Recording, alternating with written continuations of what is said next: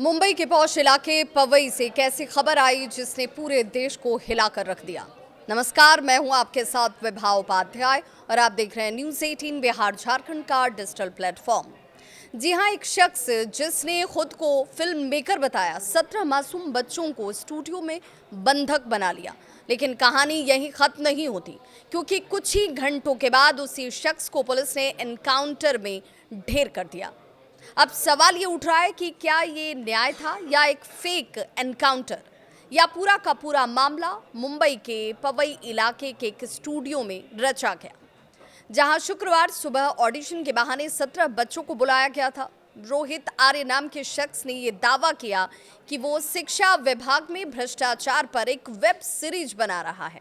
मासूम बच्चे कैमरे के सामने आने को उत्साहित थे, लेकिन कुछ ही देर में ये सपना एक बुरे सपने में जैसे तब्दील हो गया हो।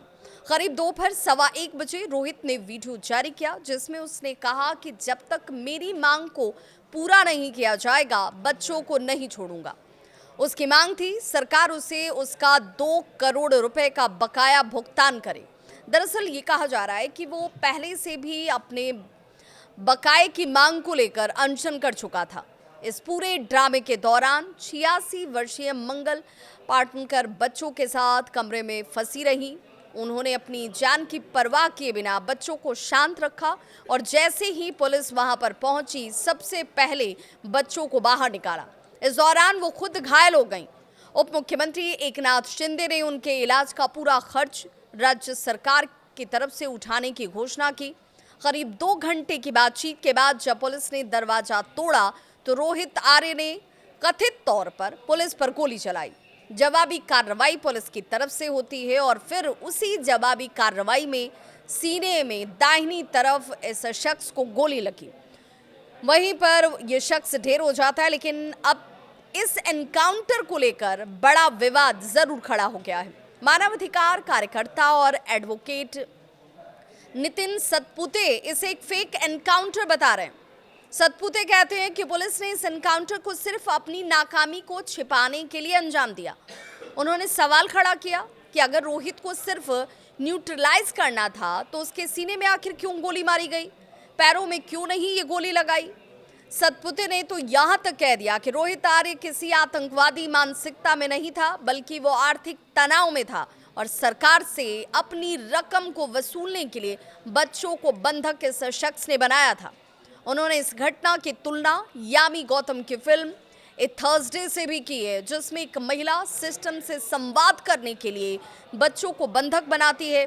अब सतपुते इस पूरे एनकाउंटर की न्यायिक जांच की मांग कर रहे हैं और इसके लिए रीट याचिका तक दायर करने की तैयारी में है। वहीं मुंबई पुलिस ये दावा करती है, वो ये कह रही है कि रोहित आर्य के पास अवैध हथियार था। उसने पुलिस पर फायर किया, जिसके जवाब में फोर्स को गोली चलानी पड़ी। सरकार ने घटना की जांच के हालांकि आदेश दे दिए हैं, लेकिन पुलिस के मुताबिक अगर कार्रवाई में देर होती तो मासूम बच्चों की जान भी जा सकती थी। एक तरफ पुलिस को हीरो बताया जा रहा है तो दूसरी तरफ एनकाउंटर पर सवाल उठ रहे हैं। सच क्या है ये तो आने वाले दिनों में जांच में ही पता चलेगा। लेकिन एक बात तो जरूर तय है कि पवई स्टूडियो का ये सस्पेंस वाला ड्रामा मुंबई की गलियों में अब भी इस वक्त गूंज रहा है। क्या रोहित आर्य सच में अपराधी था या सिस्टम का वो शिकार? आपको क्या लगता है, ये पुलिस की जीत थी या एक और ए थर्सडे जैसी कहानी? अपने विचार कमेंट बॉक्स में जरूर बताएं और ऐसे ही एक्सक्लूसिव अपडेट्स के लिए चैनल को सब्सक्राइब करें। सच के हर पहलू को दिखाना यही है हमारी जिम्मेदारी।